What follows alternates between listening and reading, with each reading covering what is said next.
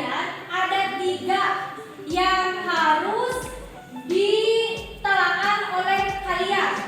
Yang pertama, kalian harus memahami proses masuk dan berkembangnya agama Hindu-Buddha ke Indonesia. Yang kedua, nanti setelah kalian memahami, kalian harus bisa menjelaskan keempat teori masuknya agama Hindu-Buddha ke Indonesia. Ya, jadi ada yang harus kalian kerjakan. Nah, karena kita akan menganalisis sebuah video di mana nanti kalian akan menganalisis keempat teori masuknya agama dan kebudayaan Hindu-Buddha ke Indonesia. Baik, apa itu agama Hindu? Apa itu agama Buddha? Boleh ada yang tahu mungkin? Oke, boleh. Terima suaranya yang lantang. Agama Hindu tempat ibadahnya di pura, sementara agama Buddha tempat ibadahnya di wihara. Oke, sip, bagus. Terima kasih, Irma. Ada lagi yang kalian ketahui tentang agama Hindu dan agama Buddha?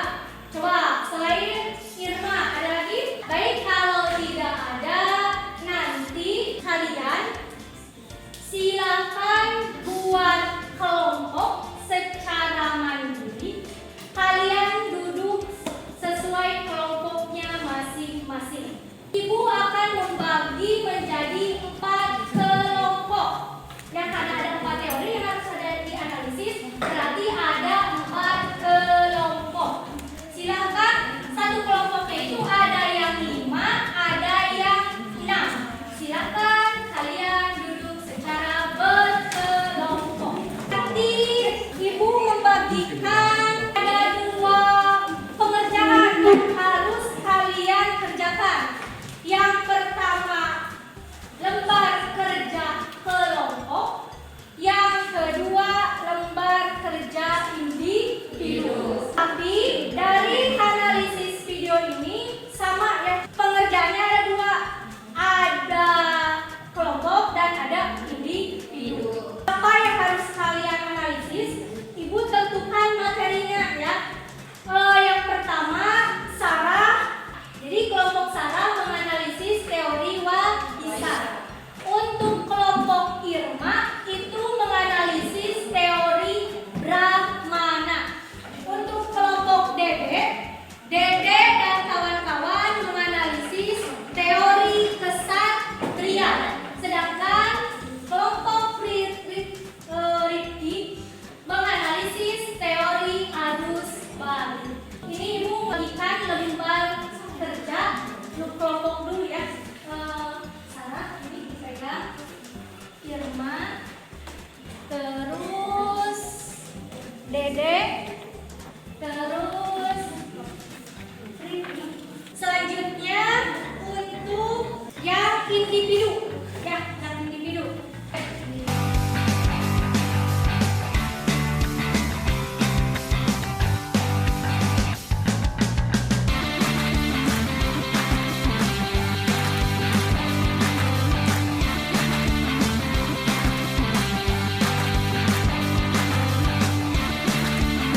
Kalian sudah dapat LKPD-nya ya, baik itu kelompok ataupun individu.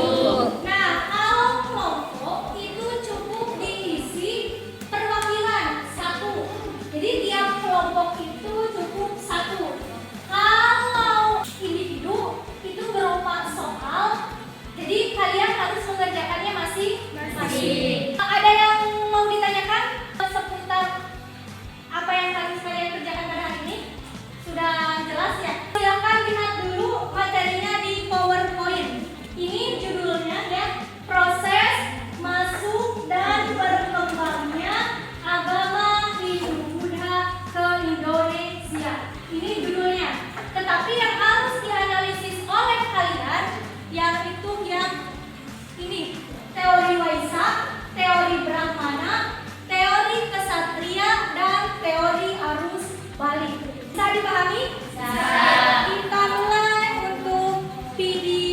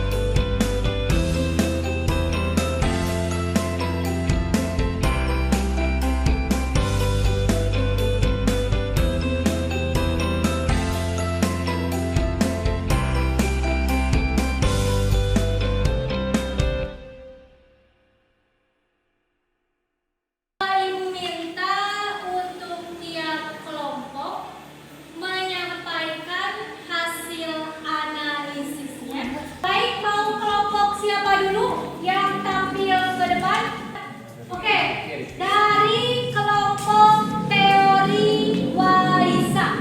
Tolong untuk kelompok yang lainnya dengarkan apa yang akan dikemukakan oleh kelompok teori Waisa. Silakan Saudari Sarah untuk di depan dan membacakan hasil analisisnya. Assalamualaikum warahmatullahi wabarakatuh. Perkenalkan, saya Sarah Gabrianti dari kelompok 1 ingin menyampaikan presentasi tentang teori Waisa. Teori Waisa ditemukan oleh N.J. Fromm, ajaran agama Hindu-Buddha, dibawa oleh kaum pedagang atau golongan Waisa. Hubungan antara pedagang India dengan pedagang Indonesia sudah berlangsung sejak 1 Masehi. Kepulauan Indonesia merupakan jalur laut perdagangan dari Tiongkok menuju Timur Tengah ataupun sebaliknya. Interaksi yang cukup lama antara pedagang India dengan penduduk pribumi secara tidak langsung turut mempengaruhi sistem masyarakat kita yang masih memegang kepercayaan animisme dan dinamisme. Dan para pedagang juga banyak yang melakukan perkawinan dengan masyarakat pribumi sehingga terjadi ajaran teori Waisa. Demikian presentasi yang bisa saya sampaikan. Mohon maaf apabila ada kekurangan. Wassalamualaikum warahmatullahi wabarakatuh. Terima kasih untuk kelompok teori Waisa. Tadi sudah dipaparkan oleh perwakilannya dari Saudari Sarah Febrianti. Untuk selanjutnya siapa lagi yang mau mengemukakan? Berarti tinggal 3 kelompok ini. Baik, dari kelompok teori Brahmana silakan. Neng Siti Nuraini untuk ke depan. Assalamualaikum warahmatullahi wabarakatuh. Perkenalkan, nama saya Siti Nuraini. Saya dari kelompok 2. Teori Brahmana dikemukakan oleh J. I. Van Leeuwen. Menurut sejarawan Belanda, masuknya agama Hindu-Buddha disebabkan oleh golongan Brahmana atau pemerintah agama. Menurut Van Leeuwen, para Brahmana ini datang dari India ke Indonesia atas undangan pemimpin suku dalam rangka melegitimasi atau meresmikan diri mereka sehingga setara dengan raja-raja di India. Sebelum masuk agama Hindu-Buddha, sistem kemasyarakatan kita masih memegang kepala suku atau kepala adat, di mana kepala suku adalah pemimpin masyarakat. Jika ditelusuri dari kerajaan Hindu pertama di Nusantara adalah kerajaan Kutai, maka agama Hindu di Nusantara disebarkan sekitar abad 4 Masehi. Berdasarkan teori ini, pengamatan terhadap peninggalan kerajaan di Indonesia, khususnya prasasti yang tertulis di mana berupa lawat berukir dalam prasasti dengan berbahasa Sanskerta, di mana golongan Brahmana adalah salah satu golongan yang dapat membaca berupa lawat dan bahasa Sanskerta. Sekian dari saya, terima kasih. Wassalamualaikum warahmatullahi wabarakatuh. Waalaikumsalam.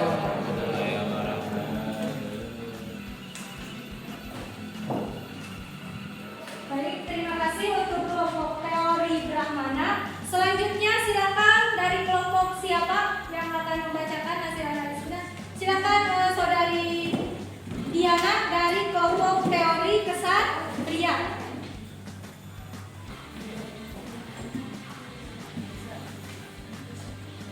Assalamualaikum warahmatullahi wabarakatuh.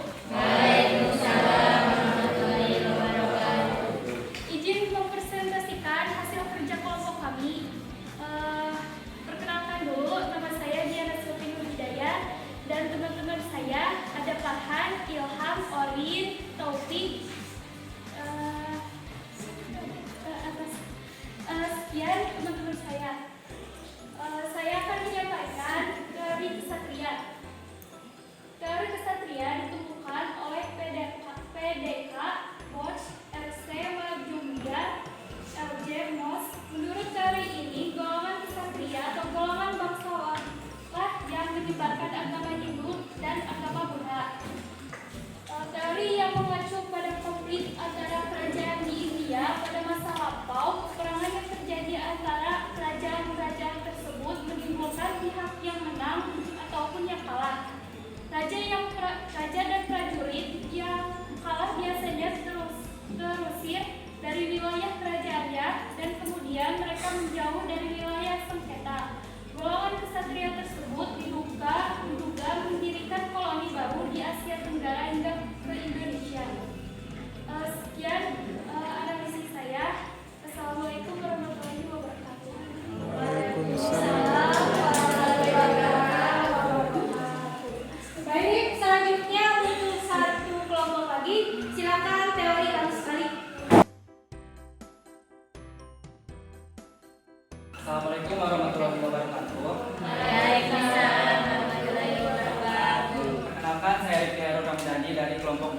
saya di sini akan menyampaikan hasil analisis dari kelompok saya. Teori arus balik dikemukakan oleh FDK Bots G.S. Menurut teori ini, orang Indonesia lah yang aktif dalam menyebarkan agama Hindu Buddha.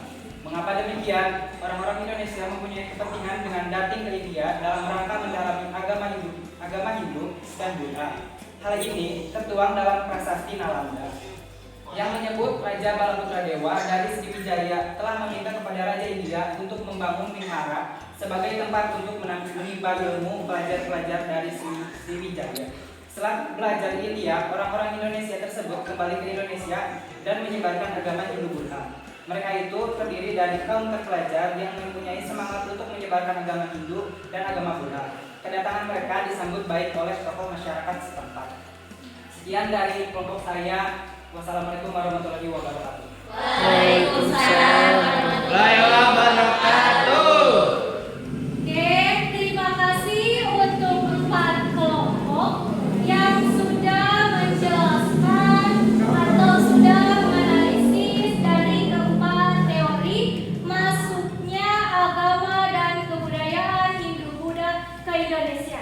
Baik, sebelum kalian mengerjakan LKPD secara individu, dimohon kalian duduk di kursinya masing-masing, jadi tidak berkelompok lagi. Jadi silakan kalian mengerjakan LKPD yang individu.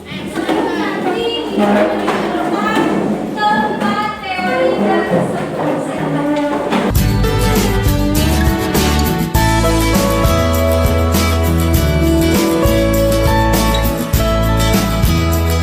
Kalian sudah mengemukakan hasil analisis dari tiap kelompok. Nah, nanti sebelum Ibu menyimpulkan, sekarang silakan kalian kerjakan LKPD yang individu. Nanti apabila ada himbauan harus dikumpulkan, maka tolong dikumpulkan ya.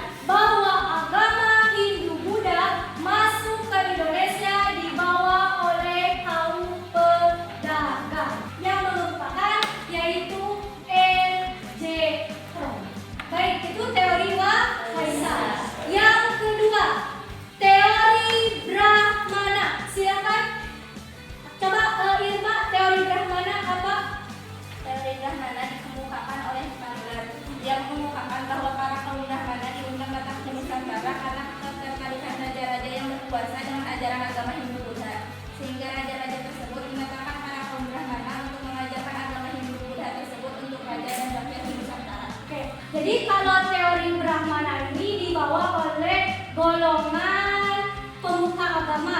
Jadi agama Hindu Buddha masuk ke Indonesia itu dibawa oleh kaum pendeta atau pemuka agama. Siapa yang mengumpulkan teori Brahmana? J.C. Pandar atau Pandar, tidak apa-apa ya. Itu teori Brahmana. Selanjutnya teori kesatria, siapa yang mau mengemukakan? Boleh. Teori kesatria pada zaman masuknya Hindu Buddha ke Nusantara di antara India dan Cina sedang berlangsung peperangan saudara. Raja-raja yang kalah peperangan melarikan diri ke Nusantara untuk berlindung. Lambat laun mereka mendirikan kerajaan kembali di Nusantara dengan corak-corak yang berhubungan dengan agama Hindu Buddha atau yang sebelumnya mereka anut. Jadi untuk teori kesatria ini masuknya agama Hindu Buddha itu dibawa oleh kaum prajurit. Kalau dilihat dari apa yang tadi dikemukakan oleh Diana, dan ada yang mengemukakannya yaitu, boleh satu saja, siapa? Keriji. Oke, tapi JC Monisnya ada di sana ya. Itu untuk teori kesatria. Selanjutnya yang terakhir teori arus balik, siapa? Boleh saudari Nabila?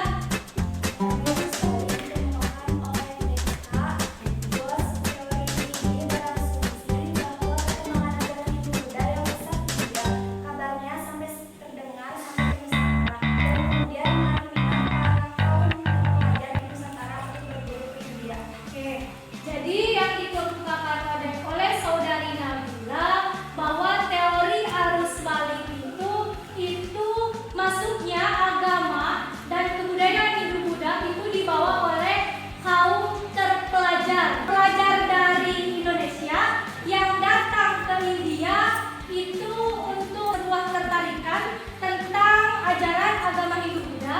Lalu setelah mereka pulang dari India, maka mereka lah yang menyebarkan agama Hindu Buddha. Baik, terima kasih untuk kali ini sudah terselesaikan ya analisis dari keempat teori masuknya agama dan kebudayaan Hindu Buddha ke Indonesia. Selanjutnya LKPD yang kalian kerjakan silahkan kumpulkan di meja ini.